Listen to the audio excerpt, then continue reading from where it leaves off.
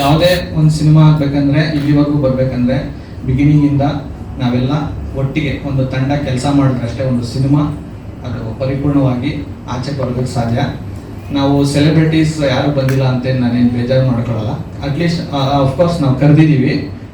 ಯಾರು ಅದೇ ಸರ್ ನಮ್ಮ ಮಂಜಣ್ಣ ಹೇಳ್ದಂಗೆ ಸ್ವಲ್ಪ ಬ್ಯುಸಿ ಇದ್ದರು, ಬೇರೆ ಬೇರೆ ಒಂದು ಕಾರಣಗಳಿಂದ ಬರೋಕ್ಕಾಗಲಿಲ್ಲ.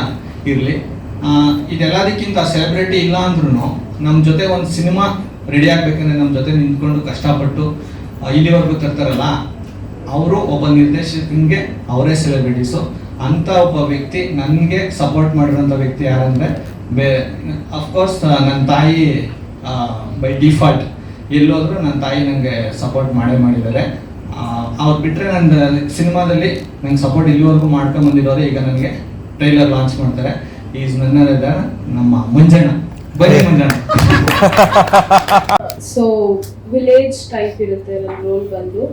ಅಂದರೆ ನನ್ನ ರೋಲ್ ಬಗ್ಗೆ ನಾನು ಜಾಸ್ತಿ ಹೇಳಕ್ಕೆ ಇಷ್ಟಪಡಲ್ಲ, ನೀವೇ ನೋಡಿ ಅಂತ ಹೇಳಕ್ಕೆ ಇಷ್ಟಪಡ್ತೀನಿ. And thank you so much each and every one who has come here to support us.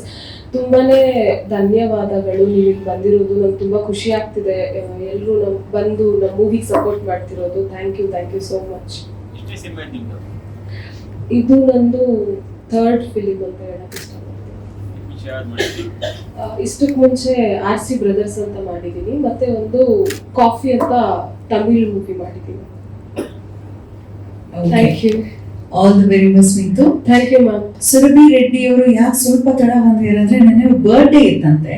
So belated happy birthday thank you ಅಂತ ಹೇಳ್ತಾ ಓವರ್ ಟು ಯು ಸುರಭಿ, ನಿಮ್ಮ ಪಾತ್ರದ ಪರಿಚಯ ಮಾಡಿಕೊಡಿ. ಹಾಯ್, ನನ್ನ ಹೆಸರು ಸುರಭಿ ಅಂತ.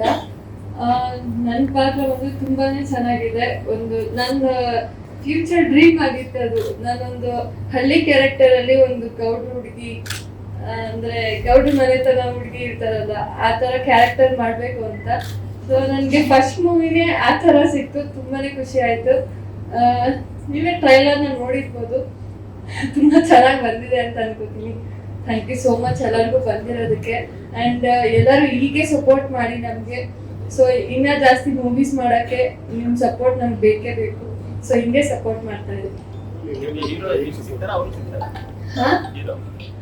ಹೀರೋ ಇಬ್ರಿಗೂ ಸಿಗಲ್ಲ. ಚೆನ್ನಾಗಿ ಈಗಲೇ ಇಲ್ಲ, ಲಾಸ್ಟ್ ಹೇಳ್ಬೇಡಿ.